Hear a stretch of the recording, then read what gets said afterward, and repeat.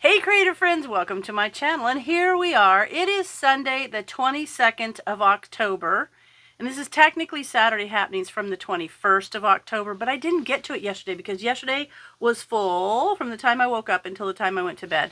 And it was full with fun though, because yesterday I spent pretty much the most of the entire day teaching the dehydration workshop at the county, and it was so much fun. I love that workshop because, you know, dehydration, I guess really honestly, dehydration is probably my favorite form of food preservation. It's just cool. You can do so much with it. And so, and plus, we have several of the MFPs in our group who have freeze dryers. So we did a whole section on that. We had a lot of fun samples and a lot of good information, and it was just fabulous. So we had fun, and then I had a bunch of errands to do and everything, so I got my stuff together for this morning. So today, I'm going to talk about the week that I had and what's coming up.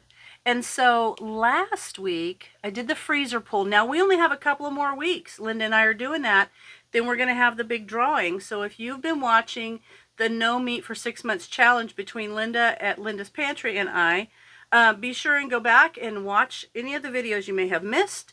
Put a comment in there, a legit comment. You know, I say no emojis or just the word hi. Legit conversational comment. Because we're going to draw from, I guess like on the 31st, because it's by November the 1st. Maybe we'll do it November 1st. Anyway, the end of this month is the end of our no meat challenge between the two of us. And then we're going to do a drawing. And that drawing is going to be a prize that's really cool. It's like a vacuum sealer. And we'll send it directly to you from Amazon. So when we do the drawing, just an FYI, no one will contact you and say, oh, you won this, just pay the taxes or shipping. None of that's going to happen. When we do the drawing, we expect you to email one of us and give us your address, and we will order it from Amazon to be directly shipped to you. That's all there is to it. Nothing else. Don't get scammed. Okay, just a little PSA. So then last week, I did the chili mac was my pantry cooking for two because I had made chili, and I made it with my home canned chili base, home canned kidney beans. I also had home canned tomatoes that I put in there, and I had one of those little things of V8. I thought, what the heck, I'll throw that in there too. And half a pound of ground beef, and it was so good. And so then the leftover, see, that was enough for us for one meal. We both had chili and cornbread. The next meal, I used the leftovers, and I combined them with some nice rigatoni noodles, and we had like a chili mac, which was really good. And it was enough to add the pasta to expand the leftover chili to make enough food for two people. So it was great. And I said in there that if I take what we had and I just reheat it up and serve it as the same thing like I would do with some casseroles or something, that's called a rerun. If I take what is left over and make another thing, then it's called leftovers. That's my house. So then I also posted the freezer meat challenge where I did the hamburger and the pork steak. Now I'm cooking the pork today. Because the freezer meat that I'm taking out of the freezer today will need to thaw for next week's recipes. And I don't even know what that is yet. I haven't even decided. But the pork, I'm literally just going to put that maybe even in the slow cooker with some cream of mushroom soup on it, and just kind of let it cook, and then cook it with a nice blend of wild rice to put it on with that, and then maybe some green beans. That's going to be dinner. So that's going to be an easy thing. And you know, it gets into fall and winter, and I become more crafty because I love crafting, and I do a lot of that in the winter in the house because it's always dark and rainy and sometimes cold outside. Just don't get as many outside activities. So I did a video on Friday of the Bleach Shirts, and the reason I did that, I wore one. I wore the one with the leaf on it yesterday in the workshop. Super cute. But I did those because those on the November workshop that we have for our extension office, every year in November, a bunch of us get together and we do like some handmade holiday gifts that you can make that are super easy. And even a non-crafty person will walk away with the skills. Plus we do a make and take, which is really cool. So those are what I'm going to do. That's one. I have to do 2 crafts, I think. But those are the one. And it's so fun. and to make those shirts, and they're super easy and kids can do them and everything. However, some people don't rinse the bleach out, but Brenda yesterday was saying you need to neutralize the bleach by putting some peroxide on it. Some people say put vinegar, whatever. I didn't with this, but maybe I will in the future when I make these, which actually for the handmade holiday, we have gift baskets, like 2 gift baskets, and I'm going to get a set of like blue napkins, and I'm going to put the little snowflakes on there and mist them so that one person in one of the baskets will be a set of 4 napkins, which is kind of cute. Anyway, so I will probably put a little peroxide in water and dunk them before I wash them, just to help neutralize the bleach so that it doesn't damage the fibers after a long time. So there's that. I don't know. You see some people do it and some people don't, so I guess it's like your choice.